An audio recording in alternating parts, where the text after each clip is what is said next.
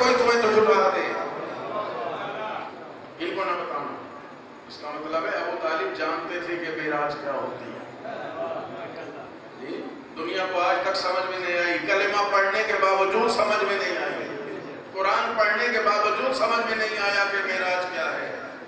اور جناب ابو طالب نے یہ نہیں کہا کہ معراج کیا ہوتی ہے، فرمایا ان کو نہ بتانا کہ تم معراج میں گئے تھے، یہ تمہیں جھٹلائیں گے اور میں برداشت نہیں کر سکتا کوئی میرے محمد کو جھٹلا دے۔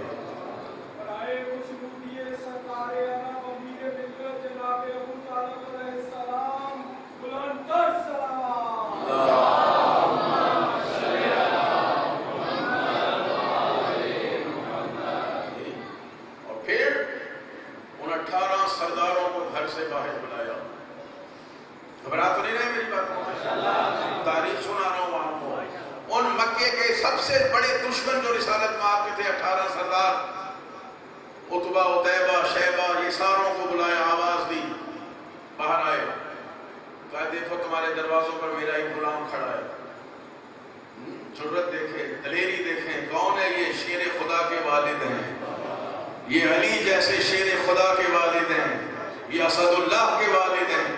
کہا دیکھو تمہارے دروازوں پر میرا ایک ایک غلام کھڑا ہے۔ کہا یہ کیوں کھڑا ہے؟ کہا خالی ہاتھ نہیں کھڑا، اس کے بعد اسلحہ بھی ہے۔ کہا وہ کیوں ایسا تارے بتا؟ فرمایا اس لیے کہ مجھے میرا بیٹا محمد نہیں مل رہا تھا، ساری رات مجھے محمد نہیں ملے، اگر یہ اب بھی نہ ملتا تو اب جو تم گھروں سے باہر آئے ہو تمہارے تنوں پہ سر نہ ہوتے۔ اللہ اکبر۔ سب نے پوچھا یک زبان ہو کے آپ کا بھتیجا کہاں چلا گیا تھا؟ فرمایا معراج میں گیا تھا۔ پیغمبر کو روکا تھا تم نہ بتانا کہ تم معراج پہ گئے، یہ چھٹلائیں گے۔ سرکار ابو طالب نے فرمایا میرا بھتیجا معراج پہ گیا تھا۔ انہوں نے پوچھا معراج کیا ہوتی ہے؟ اب ابو طالب انہیں سمجھا رہے ہیں کہ معراج کیا ہوتی ہے۔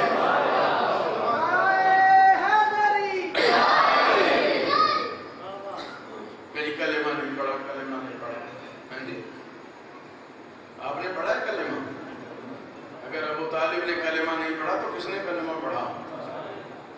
کلمہ نہیں پڑھا، رسول کا نکاح تو پڑھا،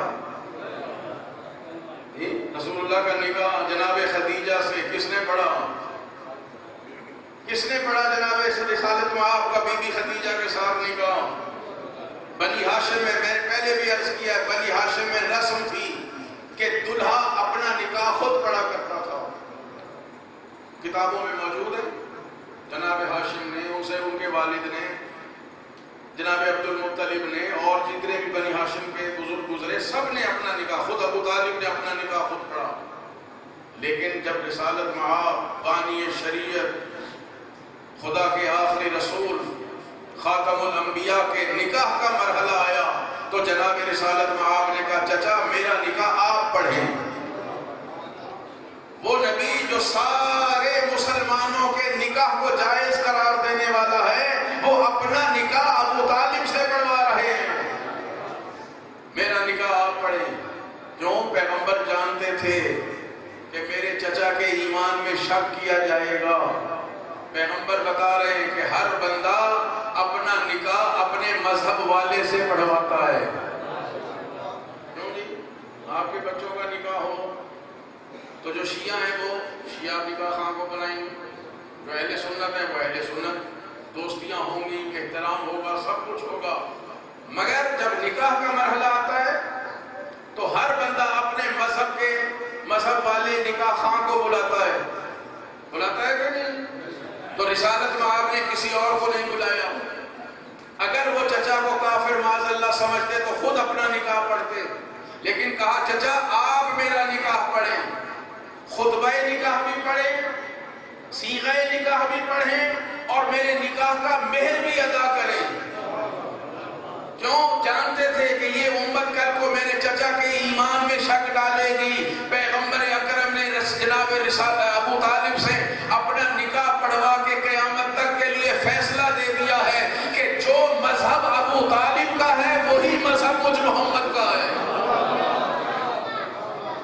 اور انہوں نے کیا خطبہ نکاح پڑھا ہے؟ وہ خطبہ الحمدللہ سے شروع ہوتا ہے، اور قرآن کریم بھی الحمدللہ سے شروع ہوتا ہے۔ الحمدللہ الذی جعلنا من ذریۃ ابراہیم و زرع اسماعیل. ساری تعریفیں اس اللہ کے لیے ہیں جس نے ہمیں ذریت ابراہیم بنایا, نسل اسماعیل بنایا. وجعلنا الحکام علی الناس, وہ اللہ ہے جس نے ہمیں پورے انسانوں پر حاکم بنایا ہے. وجعلنا ھذا البیت, اور یہ خانہ کعبہ جو ہے یہ اللہ نے ہمارے لیے بنایا ہے.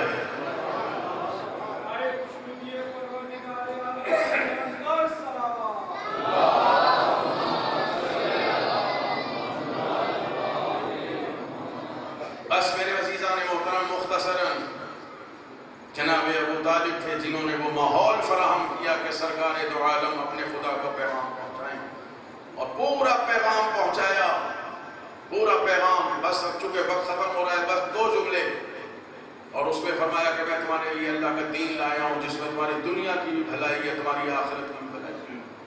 اور وہاں کسی کو یہ نہیں کہا کہ تم میں سے کلمہ کون پڑھے گا. ذمہ داری سے عرض کر رہا ہوں, کلمے کی دعوت بہت بعد میں بھی ہے. کہ تم میں سے میرا ساتھ کون دے گا.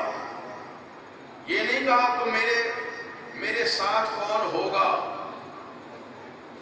توجہ کر رہا ہوں, یہ نہیں کہا میرے ساتھ کون ہوگا, کہا میرا ساتھ کون دے گا.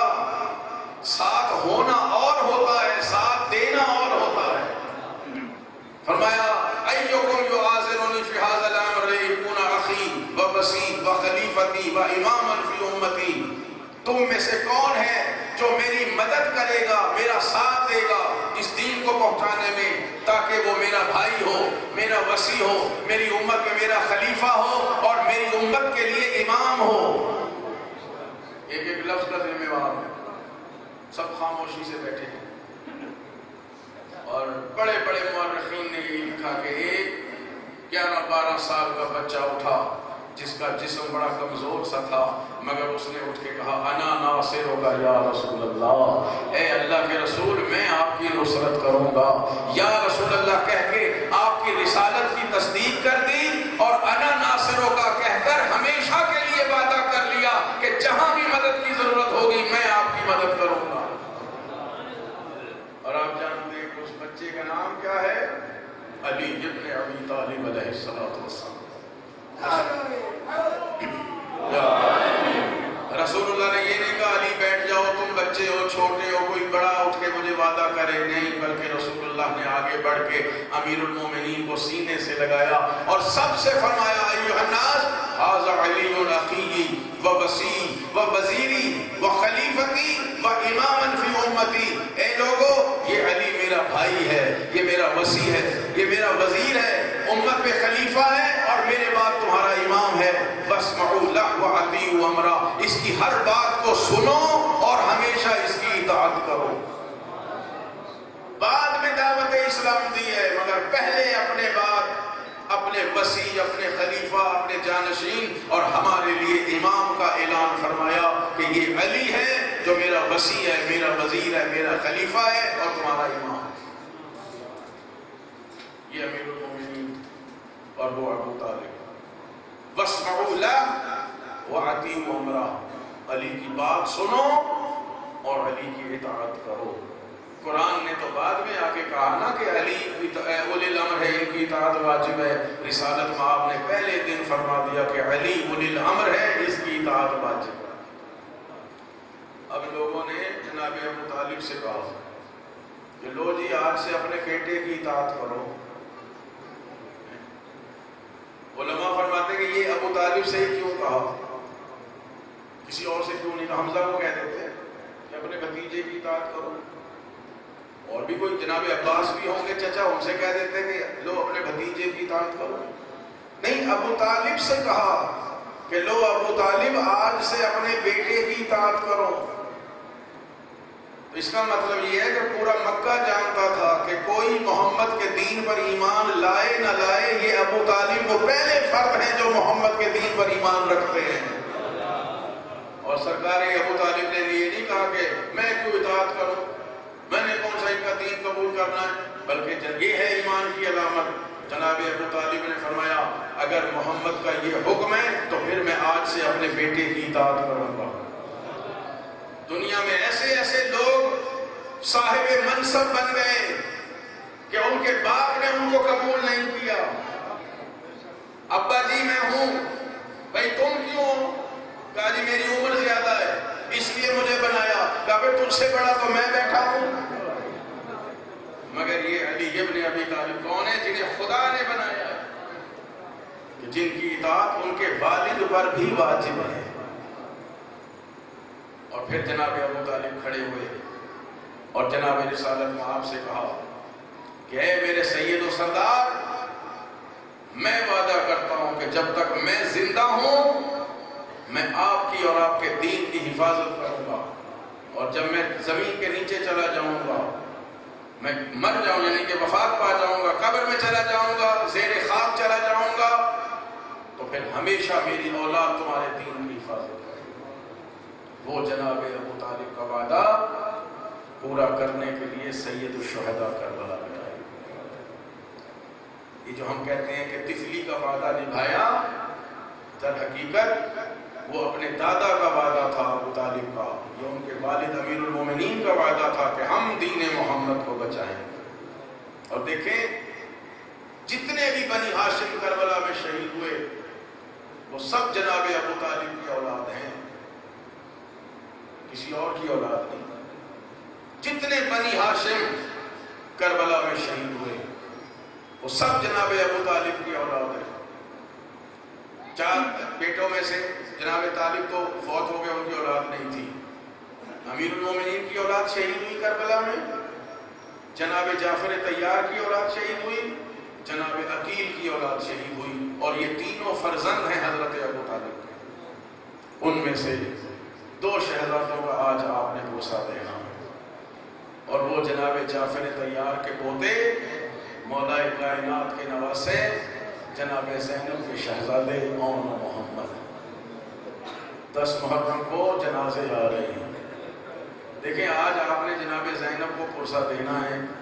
یہ وہ مخدرہ ہیں کہ شاید بعض پڑھا کرتے ہیں خطیب کہ بی بی زینب نے امام حسین سے فرمایا کہ میں تیری شریکت الحسین ہوں، میں آپ کے مشن میں شریک ہوں. بھائی آپ بھی 2 بیٹے کربلا میں شہید کرائیں گے، قربان کریں گے، میں بھی 2 بیٹے قربان کروں گی، مگر فرق یہ ہے کہ آپ کی اولاد پھر بھی بچ جائے گی مگر میری نسل کربلا میں ختم ہو جائے گی. اس شہزادی کو آپ رو کے بوسہ دیں گے جنہوں نے اپنے بیٹوں کے جنازے پر آنسو نہیں بہائے. اون و محمد سے خطاب کر کے فرمایا اے میرے بیٹو، میں نے اللہ سے عہد کیا ہے کہ فقط حسین کے غم میں آنسو بہاؤں گی، اپنے بیٹوں پہ نہیں بہاؤں گی. جناب زینب کے 2 شہزادے اون و محمد شہداء کے جنازے آ رہے ہیں، اور جناب زینب دیکھ رہی کہ میرے بچوں کے جنازے اب تک نہیں آئے. کیا مائیں ہیں کربلا کی، ہر ماں اپنے بچے کو بچا بچا کے رکھتی ہے، مگر کربلا کی مائیں چاہتی ہیں سب سے پہلے ہمارے بچے قربان ہو جائیں. آپ نے فرمایا فضا ذرا میرے اون محمد کو بلانا. اون محمد آئے. ماں پوچھتی ہیں تم ابھی تک زندہ ہو؟ شہزادے کہتے ہیں اماں ہم کیا کریں، ہم جاتے ہیں مگر ماموں اجازت نہیں دیتے. جناب زینب خود اپنے بیٹوں کو لے کے آئیں. کہا بھیا کیا میری قربانی قبول نہیں کریں گے؟ کہا بہن یہ جعفر کے جناب عبداللہ کی نشانی ہے، میرے بھائی عبداللہ کے بیٹے ہیں، یہ تمہارے بیٹے ہیں، یہ میرے بھانجے نہیں میری سگی اولاد کی طرح پیارے ہیں. جناب زینب نے فرمایا عبداللہ نے ساتھ بھیجے تھے اور فرمایا تھا جب آقا حسین پر سخت ترین وقت آئے ایک کو اپنی طرف سے قربان کر دینا اور ایک کو میری طرف سے قربان کر. بہن نے جب اصرار فرمایا تو اجازت دی. شہزادے بڑے خوش ہیں کہ ہم جنگ جہاد کے لیے جا رہے ہیں. جناب زینب نے فرمایا بیٹو دیکھو آقا حسین پیاسے ہیں، اگر لڑتے لڑتے دریا کی طرف چلے بھی جاؤ تو دریا کے پانی کی طرف آنکھ اٹھا کر نہ دیکھنا، اور کسی سے یہ نہ کہنا کہ ہم 3 دن کے پیاسے ہیں. اور یاد رکھو تمہاری رگوں میں حیدر کرار کا خون ہے، جعفر طیار کا خون ہے. ایسی جنگ لڑنا کہ دنیا کو یاد آ جائے کہ علی خیبر میں کیسے لڑے تھے، جعفر جنگ موتا میں کیسے لڑے تھے. شہزادوں نے کہا ماں دعائیں